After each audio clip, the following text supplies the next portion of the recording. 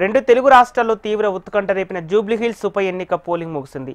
పలు చోట్ల ఘర్షణాత్మక సంఘటనలు మినహా ప్రశాంతంగా ఓటింగ్ సాగింది. గత అసెంబ్లీ ఎన్నికలతో పోల్చితే కొంచెం బెటర్ అన్నట్లుగా జూబ్లీ ఓటర్లు కదిలొచ్చి తమ ఓటు హక్కును వినియోగించుకున్నారు. సాయంత్రం 6 గంటల వరకు 50.18% పోలింగ్ నమోదైంది. 6 గంటల వరకు క్యూలో ఉన్న వారికి ఓటు వేసే అవకాశం కల్పించడంతో పోలింగ్ 52% దాటే సూచనలున్నాయి. గత అసెంబ్లీ ఎన్నికల్లో జూబ్లీహిల్స్లో 48% మాత్రమే ఓటింగ్ నమోదైంది. ఇక బైపోల్లో విజయం ఎవరదన్న ఆసక్తి రేపుతున్న తరుణంలో ఎగ్జిట్ పోల్స్ తమ సర్వే ఫలితాలను వెల్లడించాయి. మెజార్టీ సర్వే సంస్థలు కాంగ్రెస్ పార్టీకి పట్టం కట్టాయి. ఓటింగ్ షేరింగ్ విషయంలో కాంగ్రెస్ బీఆర్ఎస్కు పెద్దగా తేడా లేకపోయినా కారు పార్టీ కంటే హస్తం పార్టీకి గెలుపు అవకాశాలు ఎక్కువగా ఉన్నట్లు సర్వే ఫలితాలతో తేటతెల్లమైంది. అధికార పార్టీగా జూబ్లీహిల్స్లో కాంగ్రెస్ పార్టీ తన ఆధిక్యాన్ని నిలుపుకోనున్నట్లు పలు సర్వే సంస్థలు ఫలితాలు అంచనా వేశాయి.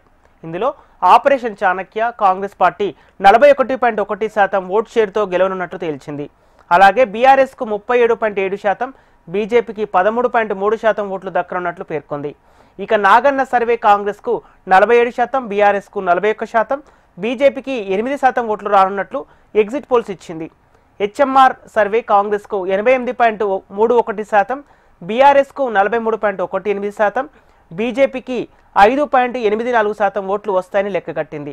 అలాగే స్మార్ట్ పోల్ కాంగ్రెస్కు 48.2%, బీఆర్ఎస్కు 42.1%, బీజేపీకి 7.6% ఓట్లు వస్తాయని ఎగ్జిట్ పోల్స్ పేర్కొంది.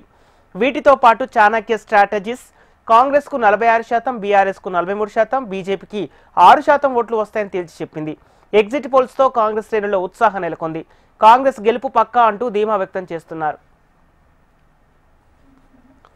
పోలింగ్ సందర్భంగా పలు డివిజన్లలో ఉద్రిక్త పరిస్థితులు తలెత్తాయి. కాంగ్రెస్ శ్రేణులు రిగ్గింగ్కు పాల్పడుతున్నారని బీఆర్ఎస్ అభ్యర్థి సునీత యూసఫ్గూడలో ఆందోళన చేపట్టారు. ఆ టైంలో బీఆర్ఎస్ నేతలు సైతం నిరసన తెలపడంతో వారిని పోలీసులు అరెస్ట్ చేశారు. కాంగ్రెస్ బీఆర్ఎస్ కార్యకర్తలు బాహాబాహికి దిగటంతో టెన్షన్ వాతావరణం నెలకొంది. మొత్తానికి కట్టుదిట్టమైన పోలీసు భద్రత నడుమ పోలింగ్ ముగిసింది. ఈవీఎంలను యూసఫ్గూడలోని స్ట్రాంగ్ రూమ్లకు తరలించారు. ఈ నెల 14న ఫలితాలు వెలువడనున్నాయి.